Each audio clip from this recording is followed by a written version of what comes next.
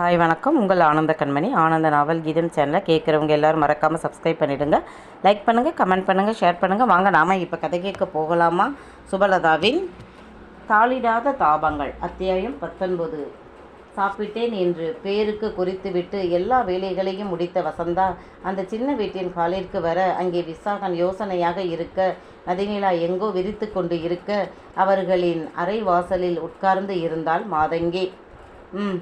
சொல்லு நிலா, என்னாச்சு என்று விசாகன் கேட்க, திருமணம் ஆனது முதல் இன்று நடந்தது வரை சொன்னாள். ஏண்டி இதையெல்லாம் முன்பே என்கிட்ட சொல்லலை என்று வசந்தா கேட்க, எப்படிம்மா சொல்கிறது? மாமனாருடைய ஃபோனு, நான் பேசும்போது சுற்றிலும் யாராவது இருப்பாங்க. நான் எங்கே போய் தனியாக பேச முடியும்? பகல் நேரம் அவர் அறையில் இருப்பார். மற்றவங்க முன்னாடி எப்படி சொல்ல முடியும்? மாது, உனக்கு உன் மாமா விழுந்தது தெரியாதா? தெரியலங்க, நான் அம்மா கூட பேசி நாளாகுது என்றாள் மாதங்கி. இப்போ என்ன பண்ணுறது? நாம் போய் சண்டை போட்டாலும் அந்த அம்மா சரியான ராங்கி. என்ன பண்ணுறது என்று விசாகன் யோசிக்க, அந்த பொம்பளை ராங்கியா இருந்தால் அதுக்காக நாம் கேட்காம இருக்க முடியுமா? நீ நாளைக்கு கிளம்பு, நாம் 2 பேரும் போய் கேட்கலாம். அம்மா, இவ்வளவு தூரம் இப்போ தான் ட்ராவல் பண்ணி வந்திருக்கிறா, உடனே அவளை இழுத்துக்கிட்டு போகணுமா என்று விசாகன் கேட்க, சரி 2 நாள் கழித்து போவோம் என்றார் வசந்தா. 2 நாள் கழித்து வசந்தா, நதிநிலா, மாதங்கி, விசாகன் அவர்கள் வீட்டிற்கு செல்ல, அங்கே வீட்டிற்குள் கூட அவர்களை விடலை விஜயா. இங்கே வந்தீங்க? உங்கள் மகளுக்கும் என் மகனுக்கும் தான் எந்த ஒட்டு உறவும் இல்லைன்னு சொல்லிட்டேனே, கிளம்புங்க முதல்ல என்றாள். அது எப்படிம்மா சொல்கிறீங்க? உங்கள் மகனோட பிள்ளையே என் மகள் சுமந்துக்கிட்டு இருக்கா, அப்புறம் எப்படி உங்கள் மகனுக்கும் அவளுக்கும் சம்பந்தம் இல்லைன்னு நீங்கள் சொல்ல முடியும் என்று வசந்தா கேட்க, இந்த பிள்ளை என் மகனோடதே இல்லை, அவன் விரும்பினவளை கட்டி வைக்கலைன்னு சோகத்தில் அவன் வீட்டு திண்ணையிலேயே தான் கிடந்தான். இந்த தெருவுக்கே அது தெரியும், அப்புறம் எப்படி என் மகனோட பிள்ளைன்னு சொல்கிறீங்க என்றதும், ஐயோ அம்மா, எனக்கு இவங்க மகனும் வேண்டாம், இந்த குடும்பமும் வேண்டாம், வாங்க, இங்கே நிற்கவே கூசுது என்று நதிநிலா கதறி அழுக, சுற்றி இருந்த அக்கம் பக்கத்து வீட்டுக்காரர்கள் ஐயோ பாவம் என்றுதான் பார்த்தார்கள். வாமா என்று தாயை இழுத்து கொண்டு நதிநிலா நடக்க, மாதங்கி பட்டண விஜயாவை தள்ளிக்கொண்டு வீட்டிற்குள் சென்றவள் படுக்கையில் கிடந்த ரத்தினத்திடம், இதுக்குத்தான் அன்னைக்கே ஒரே பிடிவாதமாக நின்று பொண்ணு கேட்டீங்களா? உங்கள் பொண்டாட்டி தப்பாக பேசுகிறாங்க. உங்கள் மகன் கோலை கட்டின பொண்டாட்டியை விட்டுட்டு ஓடி போயிட்டான்.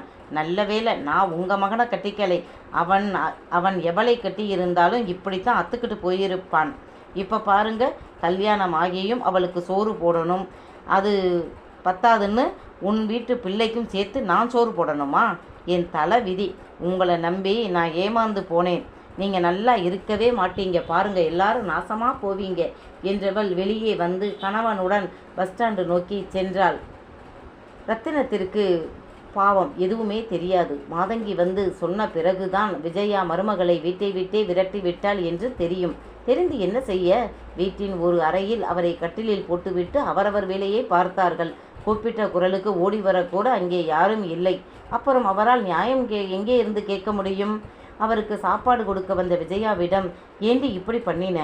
அந்த பொண்ணு நம்ம மருமக, அவள் வயிற்றில் இருக்கிறது நம்ம பேர புள்ள, அவங்களை இப்படி அனாதையாக நடுத்தெருவில் விட்டுருக்கியே, உனக்கு மனசாட்சி இருக்கா இல்லையா?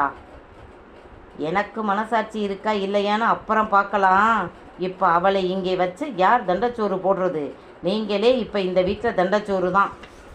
ஆமாம், உங்களுக்கு 10 லட்சம் ரூபாய்க்கு மேலே கடன் வாங்கி வைத்தியம் பார்த்துருக்கு. இப்போ நமக்கு சாப்பிட கஞ்சி இல்லை. நம்ம தோப்பையும் இந்த வீட்டையும் அடகு வச்சு தான் எல்லா கடனையும் அடைச்சிட்டு அரை வைத்து கஞ்சி குடிக்கிறோம். அபியை நம்மால் கண்டுபிடிக்கவே முடியலை. அவனை மட்டும் நாம் கண்டுபிடிச்சா நாம் நிம்மதியாக இருக்கலாம். அவனா மனசு மாறி வந்தாதான். நீங்கள் இவளை கல்யாணம் பண்ணி வச்சதால தான் என் மகன் உங்கள் மேலேயும் கோபமாக இருக்கிறான். நம்மக்கிட்ட கூட பேச மாட்டேங்கிறான். வாயை மூடிக்கிட்டு போட்டதை தின்னுட்டு இருங்க. ஆமாம், சொல்லிட்டேன். காலம் போன காலத்தில் உங்களுக்கு பீமூத்திரம் அள்ள வேண்டியதாக வேற இருக்குது. இந்த கொடுமையெல்லாம் எனக்கு யாரால? அவளால் தான். அவளை காப்பாற்ற போய் தான் விழுந்தீங்க.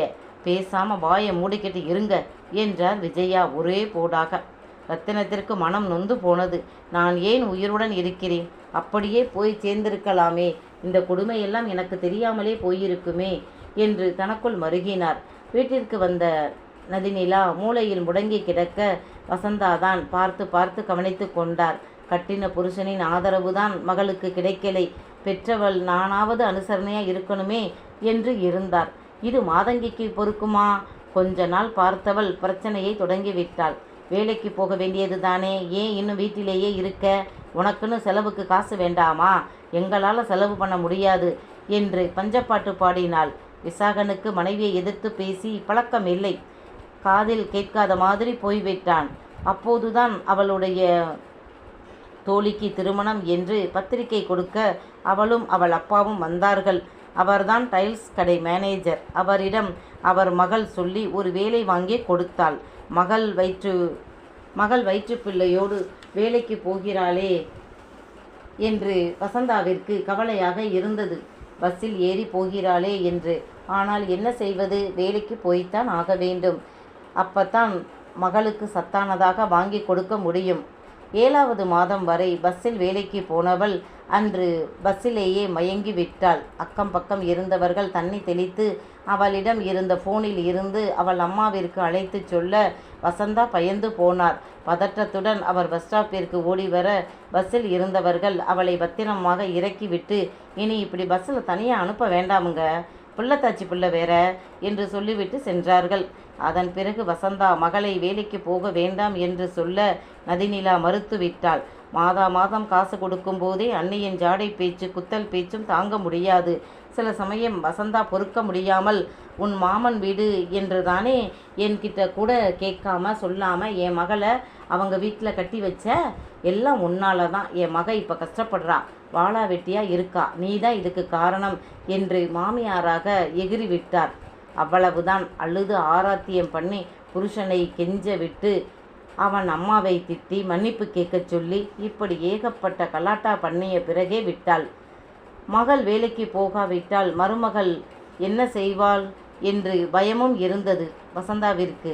ஆனாலும் மகளுக்காக வேண்டாம் என்று சொல்ல மகள் கேட்கலை. அப்போதுதான் டவுனில் இருந்த அண்ணன் மனைவி முத்தழகியிடம் பேசினார். அப்போது அண்ணன் இறந்ததால் அவர்களும் கஷ்டப்பட்டு கொண்டு இருந்த நேரம். இருந்த ஒற்றை வீட்டை ஒரு புறம் தடுத்து வாடகைக்கு விட ஏற்பாடு செய்து கொண்டு இருந்தார் முத்தழகி. அப்போது அதை கேள்விப்பட்ட உறவினர்கள் எல்லாம், வேண்டாம், வயசுக்குள்ளே இருக்கிற வீட்டில் வேற யாரையும் குடி வைக்காத என்று பயமுறுத்தினார்கள். மகள் கல்லூரியில் படித்து கொண்டு இருந்தால் அவர்களுக்கு சொந்தமாக இருந்ததே இந்த ஒரு வீடுதான். பிழைக்க வேறு வழி இல்லை. முத்தழகி உடம்பு சரியில்லாதவர், வேலைக்கு போக முடியாது. அரை வயிறு கஞ்சியாவது குடிக்கணுமே, அதற்குத்தான் இந்த ஏற்பாடு பண்ணினார். அதற்கும் சொந்தக்காரர்கள் எதிர்ப்பு தெரிவித்தார்கள். அவர்கள் சொல்வது ஒன்றும் பொய்யில்லையே, உண்மைதானே. உறவுக்கார வீட்டில் இப்படித்தான் வாடகைக்கு விட்டார்கள். அந்த வீட்டுக்காரர் வெளியூரில் வேலை செய்கிறார். எப்போதாவது தான் வருவார். அந்த வீட்டில் குடியிருக்க அழகான ஒரு குடும்பம் வந்தது. புருஷன், பொண்டாட்டி, அவர்களுக்கு ஒரு பிள்ளை. அவன் ஏதோ பிரைவேட் கம்பெனியில் வேலை பார்த்தான். அந்த பெண்ணும் வேலைக்கு சென்றாள். குழந்தை அப்போதுதான் யூகேஜி போனது. எப்படியோ அந்த ஆண் ஹவுஸ் ஓனரின் பெண்ணை மடக்கிவிட்டான். தோதாக மதிய வேளையில் அந்த பெண்ணின் அம்மா வீட்டிற்குள் தூங்கிவிட இவன் மதியம் சாப்பிட வருகிறேன் என்று வந்து அந்த பெண்ணை சாப்பிட்டுவிட்டு போய்விட்டான். அந்த பெண் கர்ப்பமாகிவிட யார் எவர் என்று அடித்து கேட்டதில்தான் தெரிந்தது அவர்கள் வீட்டில் குடியிருப்பவன் தான் காரணம் என்று. அவனிடம் கேட்டால் இல்லவே இல்லை என்று சத்தியம் செய்தான். அவன் பொண்டாட்டிக்கு உண்மை தெரிந்துவிட்டது. ஆனாலும் வெளிக்காட்டி கொள்ளாமல், என் புருஷன் ராமனாக்கும், உங்கள் பொண்ணு தான் தப்பானவ, என் புருஷனை குறை சொல்கிற வேலையெல்லாம் வச்சுக்காதீங்க என்று அந்த பெண் ஆடிவிட்டாள். அதற்காக சொந்தக்காரர்கள் சும்மா விட்டு விடுவார்களா? போலீஸ் ஸ்டேஷனில் கம்ப்ளைண்ட் கொடுக்க போகும்போதே அவன் வீட்டில் போட்டதை போட்டபடி விட்டுட்டு பொண்டாட்டி பிள்ளையை கூட்டிக்கிட்டு கம்பி நீட்டி விட்டான். அவர்கள் வேலை பார்த்த இடத்தில் கேட்டதற்கு வேலைக்கு வரலை என்றார்கள். அதன் பிறகு அந்த ஊர் பக்கம் அவன் தலை வச்சு படுக்கக்கூட வல்லை என்று அதன் பிறகு அந்த ஊர் பக்கம் தலை வச்சு கூட படுக்க மாட்டான் என்று தெரியும். அவனை தேடி பிடித்துத்தான் என்ன செய்ய முடியும்? இந்த மாதிரி கள்ளத்தனமான உறவுகளால் அதிகம் பாதிக்கப்படுவது பெண்கள்தான். அவர்களின் பலவீனமான நேரத்தை ஆண்கள் பயன்படுத்தி கொள்கிறார்கள். பிறகு அந்த பெண்ணின் கருவை கலைத்து படிக்க வைத்தார்கள். 2 தெரு தள்ளித்தான் அவர்கள் வீடு. எனவேதான் அனைவரும் முத்தழகியை பயம் காட்டினார்கள். சரி, வயதானவர்களாக குடி வைக்கலாம் என்றால் திருமணமாகாத பிள்ளைகள் இருந்தார்கள். ஒரு குடும்பமும் தோதாக அமையவில்லை. எனவேதான் குடி வைப்பது தள்ளிக்கொண்டே போனது. அந்த நேரத்தில்தான் முத்தழகியும் வசந்தாவும் சந்திக்கவும், நதினிலா கொஞ்ச நாள் உங்கள் வீட்டில் இருந்து வேலைக்கு போகட்டுமா? உங்களுக்கு என்ன வேணுமோ வாங்கிக்குங்க. இந்த உதவியை மட்டும் எனக்கு பண்ணுங்க மதினி. அன்னைக்கு வேலையை விட்டு வரும்போது பஸ்ஸில் மயங்கிட்டானே என்று நடந்ததை சொல்ல, உன் மருமகள் சொந்தக்காரனுக்கு வேணும்னே பிளான் பண்ணி கட்டி வச்சிட்டா. இப்போ பாரு, நம்ம புள்ள தான் வாழ்க்கையை இழந்துட்டு தவிக்குது. தேவையா உனக்கு? நம்ம வசதிக்கு தகுந்த மாதிரி கட்டியிருந்தால் நாம் இப்போ கேள்வி கேட்கலாம். என்னமோ போ, மாசமாக இருக்கிற புள்ள, அதை அலைய விட வேண்டாம், வர சொல்லு என்றார். நதிநிலா எதிலுமே கையும் கணக்குமாக இருக்கும் பெண். சிறு வயதில் மாமா இருந்தபோது அங்கே அடிக்கடி வந்து போயிருக்கிறாள்தான், விளையாடி இருக்கிறாள்தான். அந்த சமயத்தில்தான் மேனேஜரின் மகளோடும் நட்பு ஏற்பட்டது. அத்தை வீட்டிற்கு என்ன வாடகை என்று கேட்டு அதை கொடுத்து விட்டாள். கொஞ்சமாக தனக்கு தேவையான பொருட்களை தேவைக்கு மட்டுமே வாங்கி கொண்டாள். வானதி சிறுவயது தோழி, எனவே அவள் தெரிந்தும் தெரியாமலுமாக உதவி செய்தாள். நதிநிலா அந்த வீட்டில் இருந்துதான் கடைக்கு போய் வந்தாள். 9வது மாதம் முடியும் வரை கூட வேலை பார்த்தாள். தொழிலாளர்களின் உதவியாலும் கருணையாலும் கூட வேலை செய்பவர்களின் அனுசரணையாலும் அந்த வேலையை செய்தாள். அம்மா அத்தை சில சமயம் சுருக்கென்று பேசினாலும் உதவுவார்கள். வானதி வேற இருக்கிறா, நான் இங்கேயே டெலிவரிக்கு இருக்கிறேன், நீ இங்கே வந்துரு, டெலிவரி நாம் இங்கேயே பார்த்துக்கலாம் என்றாள் நதிநிலா தாயிடம்.